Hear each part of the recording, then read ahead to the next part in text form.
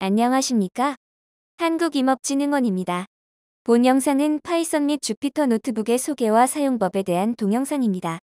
파이썬은 프로그래밍 언어이고 주피터 노트북은 프로그래밍 언어를 사용하기 위한 분석 환경입니다. 따라서 분석 작업은 주피터 노트북에서 파이썬을 사용하여 진행하게 됩니다. 먼저 파이썬을 분석 도구로 사용하는 이유 및 사용 시 장점입니다. 첫 번째, 파이썬은 직관적인 프로그래밍 언어입니다. 파이썬은 사람이 사용하는 언어에 가까운 직관적인 프로그래밍 언어입니다. 따라서 전문적인 개발자의 코딩 수준이 필요하지 않은 데이터 분석의 경우 단기간 학습하여 활용이 가능합니다. 두 번째, 다양한 라이브러리를 지원합니다. 파이썬에서는 다양한 라이브러리 및 도구, 프레임워크를 지원하고 있습니다.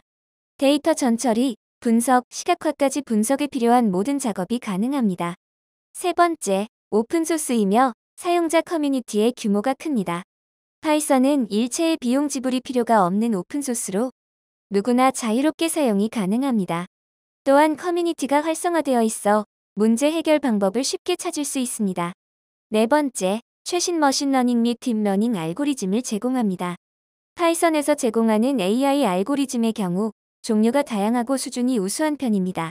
또한 특정 AI 알고리즘은 파이썬을 기반으로 하는 환경에서만 구현되는 경우도 있어 작업 및 적용에 유리합니다.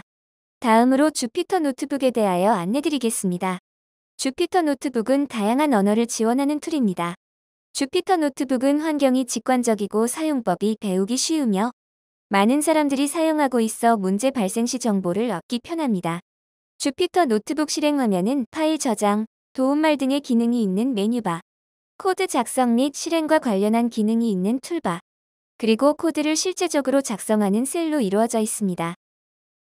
이제 실제 원격에 접속하여 주피터 노트북의 사용법을 안내드리도록 하겠습니다. 먼저 바탕화면에 파이썬 아이콘을 실행시켜 주피터 노트북 화면으로 이동합니다. 문의 내역에 있는 정보를 기입하여 주피터 노트북 접속을 합니다. 접속한 주피터 노트북의 홈 화면에서 우측 상단에 있는 뉴 버튼을 클릭 후 파이썬3를 선택하여 새로운 파일을 생성하여 코드를 작성합니다. 파일의 이름을 설정할 경우에는 상단에 있는 제목을 클릭하여 작성 후 리네임을 클릭하여 수정할 수 있습니다. 주피터 노트북에서는 코드 작성 시 셀마다 실행한 결과를 확인할 수 있습니다. 탭을 눌러 코드 자동 완성이 가능하며 Shift 플러스 탭을 눌러 신탁스 정보도 확인할 수 있습니다. 코드가 아닌 내용은 컨트롤 플러스 슬래시를 누르면 주석 처리됩니다. 코드 실행을 멈추고 내용을 초기화하려면 리스타트 커널 버튼을 클릭하여 처음부터 재실행 가능합니다. 다음은 라이브러리 설치에 대해 안내드리겠습니다. 파이썬에는 다양한 라이브러리들을 제공합니다. 필요한 라이브러리가 없는 경우 다음과 같은 명령어를 작성하여 쉽게 다운로드 받을 수 있습니다. 실습으로 시각화 라이브러리인 시본을 설치해 보겠습니다. 먼저 시본을 불러오는 코드를 작성합니다. 라이브러리가 없다는 에러가 뜨면 다음과 같은 명령어를 작성하고 새를 실행시킵니다. 다시 불러와 봅니다. 에러가 뜨지 않고 함수도 호출이 가능하다면 잘 설치된 것입니다. 다음으로 데이터 읽기 및 저장 방법에 대하여 안내드리겠습니다. 먼저 데이터 읽기는 파일 데이터를 불러오는 경우와 데이터베이스에 연결하여 데이터를 불러오는 경우를 각각 소개해드리겠습니다. 먼저 분석하고자 하는 데이터가 CSV, 엑셀 등과 같은 파일일 경우입니다. 파일 데이터는 저장하고자 하는 경로에서 홈 화면의 업로드 버튼을 통해 로컬 환경에서 직접 업로드가 가능합니다.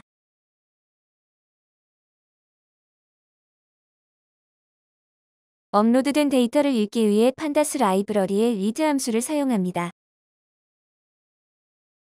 불러오고자 하는 데이터의 파일 형식에 맞는 함수를 호출하면 데이터를 주피터 노트북에서 읽을 수 있습니다. 분석을 위해 적절한 이름의 변수에 데이터를 저장하여 사용합니다. 다음은 분석하고자 하는 데이터가 데이터베이스에 있는 경우입니다. 데이터를 가져오기 위해 SQL 알케미를 사용하여 가지고 있는 데이터베이스 접속 정보로 데이터베이스에 연결합니다. 쿼리를 사용해 데이터를 읽어와 변수에 저장하여 사용합니다.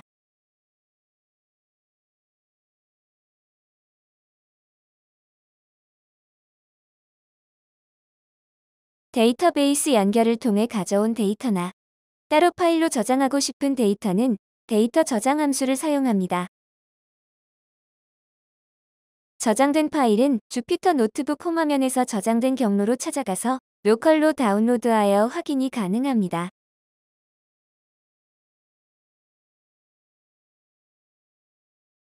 이제 파이썬을 사용한 분석 실습 과정을 보여드리겠습니다. 이번 실습에서는 15에 내장되어 있는 기본 데이터셋인 아이리스 데이터를 사용하여 회귀 분석을 진행하도록 하겠습니다. 먼저 데이터셋을 불러와 변수에 저장합니다.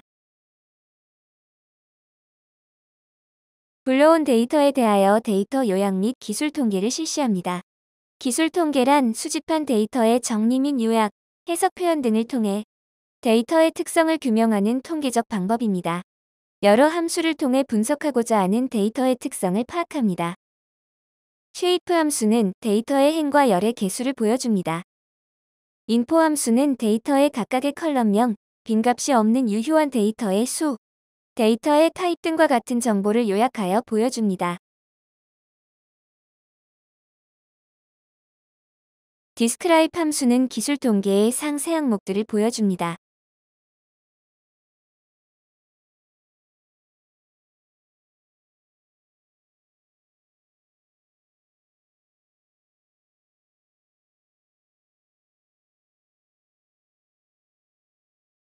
특히 범주형 데이터는 유니크라는 함수를 통해 어떤 요소가 있는지 확인할 수 있습니다. 데이터 요약 및 기술 통계를 통해 아이리스 데이터는 150개의 행과 5개의 열로 이루어져 있음을 확인하였습니다. 또한 아이리스 데이터에는 붓꽃의 꽃잎 길이, 꽃잎 너비, 꽃받침 길이, 꽃받침 너비, 종의 종류가 담겨 있음과 각각의 데이터의 특성을 확인할 수 있었습니다. 다음은 파악한 데이터의 변수들 간의 상관관계를 알아보겠습니다. 코릴레이션 함수를 통해 변수들 간의 상관계수를 확인합니다. 상관계수는 절대값이 클수록 상관관계가 큼을 나타내고 음수일 경우 한쪽이 커질수록 다른 한쪽이 작아지는 관계임을, 양수일 경우 한쪽이 커질수록 다른 한쪽도 커지는 관계임을 나타냅니다. 이 데이터의 경우 꽃잎 너비와 꽃잎 길이가 가장 큰 상관계수를 가지고 있음을 확인할 수 있습니다.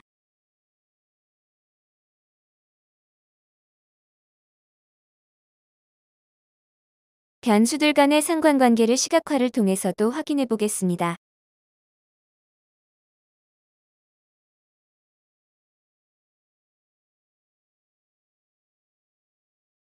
가장 큰 상관계수를 가지고 있는 꽃잎 너비와 꽃잎 길이 두 변수에 대해 시각화해 보겠습니다.